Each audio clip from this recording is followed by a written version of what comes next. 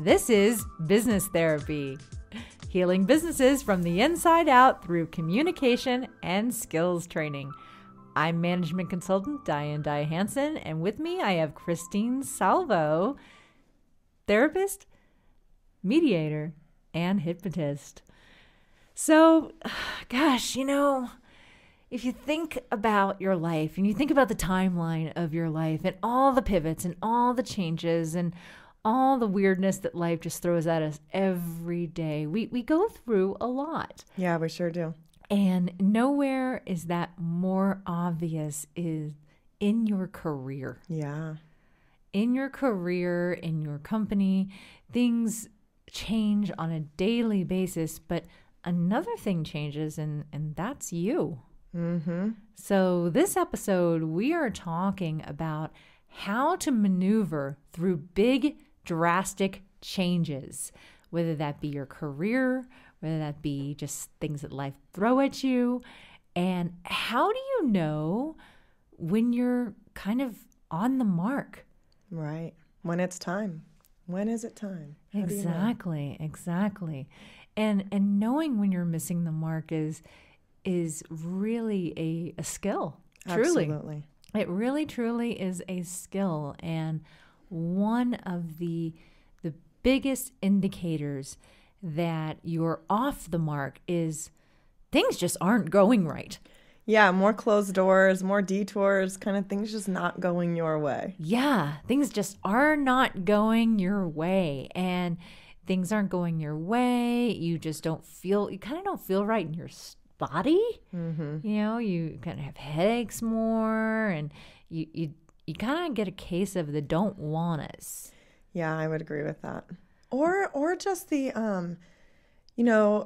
I'm not feeling this anymore. I don't want to do this anymore. And every day you show up, it's harder and harder and harder. And in your mind, you have this kind of fantasy of what you'd rather be doing. But I think that those are really kind of the knocks on the door going, it might be time to do something else. Right, exactly. And we have all this history too, our parental upbringing, our people who are surrounding us who they have their own ideas of what this life is supposed to look like. And sometimes it isn't so congruent with what your idea of life should be. So that becomes a big barrier for a lot of people is, I really would like to be a musician, but Dad wants me to be a doctor. Right. Yeah. And it's so different. So how do you know when you're being installed upon and when these things are actually your own? And what it comes down to is inside each and every one of us, we have a guiding light, a lighthouse, a something that drives us. And you can start to see patterns in your life when you start to write down when you felt the most joy, when you felt the most flow, when you felt the most into what you were doing. And a simpler way to put that is living by core values. Absolutely. So living by core values is not just something that we do as individuals. It's something that happens within companies. It's something that happens, as we just go through life. We have these directions in which they pull us, they guide us. One of my core values is security. And it has blown up my business more times than not because in the name of the core value of security, I will run back to what is more secure for me. I start to feel discombobulated, out of control, sad even. Yeah. If I don't have that security. But on the flip side for me, my other core value is flexibility. So security and flexibility, and then with this kind of guiding light of wanting to help companies transform from the inside out and do so with integrity. Right. So if I'm not on that beam, following that compass, I am all kinds of hot mess. Sure. How about you, Christine? What are yours? Oh, well, let's first kind of talk about what a core value is. So Okay. a core value is, we usually have quite a few, probably a good 5 or 6. They're typically these kind of subconscious programs that are running the show without our conscious awareness. I think what's so important that we're talking about right now is actually identifying and then knowing that you can choose. A lot of people don't know that. So you kind of talked about this implantation.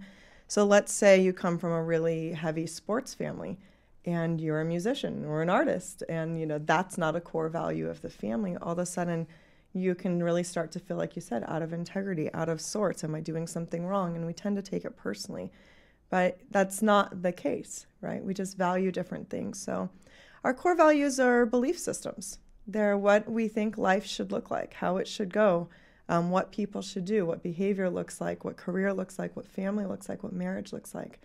And we typically act them out, again, without knowing we're doing so. So I have core values, many, but I will also say that they change, and I let them. So depending, let's say your what you had just talked about of security with also flexibility. So my core values recently have just been really being authentic. So no matter what, one of my core values that I'm working on, right, because I get to pick on what they are, because I'm the master of my own destiny in a lot of ways, right? So being authentic, letting it all show. If it's a good day, it's a good day. If it's not a good day, letting that be okay too. So not putting on the front. So that's one of my core values. Success, I'm not afraid to say it. I really desire success. And it looks different. It's not just financial. I want successful relationships, and I want my kids to be successful. I want successful friendships. I want experiences. So success, authenticity, and one of mine that carries over throughout time is love. Yeah. And just sharing that message of love. Yeah. In fact, they call you Dr. Love. Yeah. That's one of my many names. She goes by many faces. Exactly. So what are some core values that exist out there that people can choose from? So I'll take you through a quick process here. And it's not completely foolproof, but it's something that can really help you dial it in pretty quickly. And at least knowing what you're driven by, right? Because again, these are subconscious scripts, and we don't necessarily know why we can't do the thing, but maybe it's against our values. We just can't do the thing. So I'm just going to read off of a list of words, really. And the process is, as you're, driving or getting ready for work this morning, whatever you're doing, kind of like think to yourself, give it a thumbs up. If I say a word and you're like, yes, that's me, or that's who I want to be, or that's who I've been, right? So there's different versions of ourselves, past, present, and future, obviously. So if it's not something you are, but you want to be, write that down somewhere, or at least bookmark it in your mind. And then basically get a list of about 10. Then from that list, narrow it down to 5. And those 5, and really go through this process of who am I, who do I want to be? Who am I, who do I want to be? With all of them until you get your 5 core values. Nice. And then you're going to really get a direction on where you're going. So here's some words. Dependability, reliability, loyal, commitment, being open-minded, being consistent, honest, efficient, innovative, creative, having a good sense of humor, being compassionate, being, adventurous, being a free spirit, being motivated, positive, optimistic, passionate, respect, fitness, being physically healthy, courage, education, perseverance, a patriot, right? Love for your country, service to others, environmentalism, and like you said, security, safety, love, connectedness. There's so many words. So many words. So many words. But even just from that list, what would you say? I think that it's really important to have that guiding light, because, and especially in the context of, if I could have this but not have this, which would I prefer? Mm-hmm. If I could have security but not love, would that be okay? And you go through these lists, and there's lists. I mean, you can Google basically core values list, and come up with so many. There's even core values lists for companies that are available. It's endless. It's endless. But to go through this process, and actually I was reading in Inc. magazine, and they have basically a process of figuring out, what is this core value thing with you. And Jim Collins made a great case in Built to Last, but it's difficult to accurately create or accept core values if your own personal values are unclear. Right. So here's how to get clear. 1, articulate them clearly in writing, and just start free journaling. What matters to you? What really lights you on fire? Start collecting some data about yourself and really start to get to know yourself. And then test these ideas. So as you go through these lists and these word lists that you'll find, test those through daily decision making. Love it. I found it just really fascinating that, some of them are like, well, of course I want to be reliable. And of course I want to be dependable. And of course I want to be a patriot. And of course I want, and yes, of course you want to do those things, but what do you want to be? Right. And kind of playing back on what I said about authenticity, we may strive to be all sorts of different ways, but what are we really? And it's okay to be honest with ourselves. Like, I would love to be reliable, but the truth is right now, I'm just not. Yeah. That's something I can work on. That's something I can increase in the future. But I'm probably not reliable, which tells me that's probably not a value. And giving up reliable in favor of communication and flexibility. And being spontaneous. Maybe it's more important I'm spontaneous right now than reliable. Yeah, exactly. And what does reliable mean? Right. Does it mean that people can rely on me to communicate with them? Right. Does it mean people... So reliability isn't just like, okay, we booked this at 1 o'clock and you're right here at 1 o'clock on the dot. That's a form of reliability, but words and definitions are not one-dimensional, and they're always dependent on the perception of the person receiving that as well. So one person may hear reliable, and they go, well, in that case, I need childcare, I need this, I need that from you, I need that. And like, wait, that's not what I meant by reliability. So testing the definitions of these words. Absolutely. And words carry power. And like you said, we all have our whenever. So when I'm in session and someone says like, I'm happy, and I go, tell me what that looks like. Yeah. I don't know what happy is for you. I know what it feels like for me, but we're different. Yeah. We can't ever be in someone else's brain or body. So take the slow way to really find out for yourself what that means. Exactly. And this article goes on to say, it's about truth. Truth with yourself, being direct and honest with yourself, being clear with both your inner conversation and the writing that you do, to be truthful, no matter how painful it is. If you're facing a truth and it starts to get like a little hard, like, I really should be reliable. That should has a message behind it. It has a weight behind it. It has an installed tone to it that is more of a guilt phrase. So I have a saying, shake out the shoulds. So if you're driving right now or getting ready and you find yourself shoulding yourself to death, shake them out. Like, move your body as fast as you can and shake it out, because the should is an expectation that's actually meant to keep you in the negative state of mind and feeling bad. Yeah. I've never heard somebody say should in like this, I feel so great about the thing I should have been. It's a regret, or it's some way of measuring ourselves against something or someone else, and really understanding that today this is my capacity. There is no should. I either did it or I didn't, and acceptance is key there. But when we should, now we have something to apologize for. Now we have some kind of, it adds to this list of all the things that I'm not, instead of going, life has its way of pulling our direction. That's okay. And it's a feeling of not enough. And I want to tell our listeners this morning, you absolutely are enough, and you are not broken.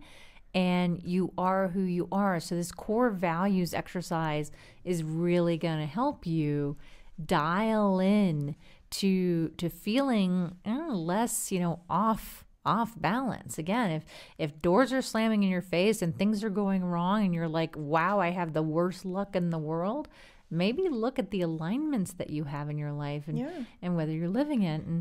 And I want to dig a little bit deeper into this installing thing, because what happens when a family member or a friend or someone you care about a lot really believes in something for you is sometimes that can transfer into your self-talk. And I have a method that I use with my clients to really help them get a grasp on what's them and what's this installed belief that people are bringing on. And what I like to do is I like you to imagine that whatever is speaking to you, that you should do this and you should do that and you're not enough, separate that from yourself by giving it a name, giving it a face, a shape, a size, a color. Mine is named Cruella. She is literally probably about 15 feet tall and massive. And yes, she does look like the Disney character, but she is mean. And I thought I had a really good grip on Cruella until one day I decided that I was going to go skiing. And, I'm not like the typical Northern Nevada local that is like, all right, ski, snowboard. I am. Yeah, she is. She is. I am not. It is the most triggering thing for me because I am not good at it. I've never had strong ankles or good balance. It's just never been my thing. But I decided to do it. And I yard sailed down a bunny hill. Like yard sail, like the skis are off, the poles are everywhere, my goggles are like cockeyed. It was terrible. It was absolutely, and up crumbs Cruella. And literally she came up and she's like, you're terrible. Why are you trying this? You're going to embarrass yourself. This guy is not going to like you. It was just constant. It was constant. So the first is to give it a name and give it a shape, size, color, make it separate from yourself. Because this is not me telling me this. This is installed stuff. Yeah. This is all stuff that I heard from kids when I was 5 years old. The gallery. The peanut gallery. Yep. Exactly. So the next step to that is to thank it. Mm-hmm. And that is the most awkward thing if you've never done it. But really what this thing is trying to do is it's trying to protect you. It's trying to protect me from breaking my leg, from embarrassment, from losing the guy, from all these things. Thank you, Cruella, for trying to protect me. Yeah. But I don't need you right now. Yeah. I don't need you right now. Okay? So the next thing you do is there's this improv game, and Christine, you've played this. It's called New Choice. Yeah. So what the game master does is he rings the bell, ding, new choice, and the actor on stage must make a new choice. So I was going to the store, ding, new choice. I was going to the bar, ding, new choice. I was going to the laundromat. Yeah, exactly. So you make this new choice. So instead of the choice that I was going to make, which was to stomp down to the lodge and have some hot cocoa and cry in it, instead I said, well, what can I do? So in this new choice, you evaluate your options and say, okay, well, there's a beginner's class down there. If I can walk to the point where I can actually ski because it's flat enough, I can ski over to the beginner's class and just join them. Mm-hmm.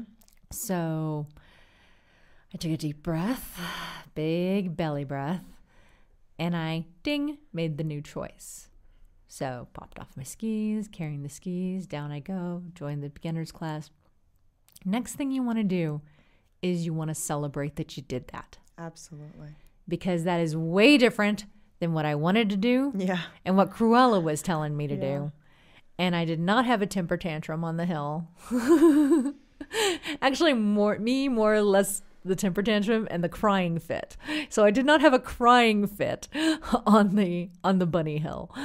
And I walked over the beginner's class and I celebrated myself. And as I was going along with the beginner's class, we ended up riding the magic carpet up, and I did a couple of runs, and down came my friend, and he took a few pictures of me. And it was all very supportive, and that love is super important. So if you are trying to take a new direction in life, in a career, make a radically different choice, do that process if you feel those shoulds or those not enoughs or everything. And success is not a straight line. It is all sorts of roller coaster. So get ready to, strap in and ride the ride. And resiliency, your whole skiing story, just what keeps flashing in my brain is good for you on resiliency. It's so easy to quit in the middle of something. It's so easy to let the self-talk win, the Cruella, the peanut gallery, the fear, the embarrassment. But you know what? I'm guessing that person you were with that day saw you on the bunny hill and liked you even more. And that wasn't even your goal. Yeah. But you know what? Resiliency. I can either just completely trash this day, or I can go, you know what? I'm going to make the best of it. I may never do this again, but as long as I'm here, strap on, strap in. And that is a really important point, because I am not an Olympic skier. I am not even a bunny hill skier. And that's okay. As you start to know yourself, you get to know what's okay and what's not. Yeah. And to pull this back to business in companies, core values are so important in a company. If the company is off kilter, if it's losing revenue, if the people are unhappy, if all of these things are happening and you feel like they're happening to your company, get in alignment. And mission statements, value statements, core values, why we do what we do are not just words on the wall. Absolutely not. If you can align everything from your customer-centric processes to your accounting to whatever, if you can just align that and bring it into alignment with what those core values are, you're either A, going to find out that they're not your core values to begin with and you need to do some real soul searching with your company, or B, you're going to come into full and complete alignment, and so will your people, and your people are going to be a lot happier, and your customers will be too. Well, and on that note, I kind of like to say, when you're going through a process of change, typically what will happen a good 6 to 8 months in is there's an oil water effect, right? So there's an idea of this natural separation. So even with your company, when you are reinstating your values, when you're going like, we're not living our core, we're not living our mission, things somewhere along the way got fragmented. When you pull it back, the kind of sour apples or the negative Nancys or the whatevers, they're going to naturally want to leave. Mm-hmm. There is just this process of let it unfold naturally, and who's meant to come will, but who's also meant to go will as well. Exactly. And John Cotter has a fantastic book about penguins, of all things, and it's called My Iceberg is Melting. And there are these no-no penguins, and the no-no penguins are always going to say no-no. They're always going to be resistant. They're always going to be against, and they're either going to take lesser positions in the company where they don't have to deal, or they will leave. And it's not about changing the no-no penguins in your life. It's about finding those penguins that are going to support you. Absolutely. Yeah. All the time. Path of least resistance. Loving them, knowing who they are. If you really need someone to tell you no, you know who to talk to.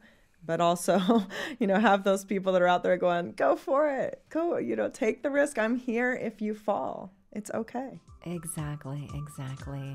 And that's our show for today. I hope you learned a lot and have a lot to take into your work day or your life. This is Diane Hansen. This is Christine Salvo. And this was Business Therapy. Have a great day. Have a great day.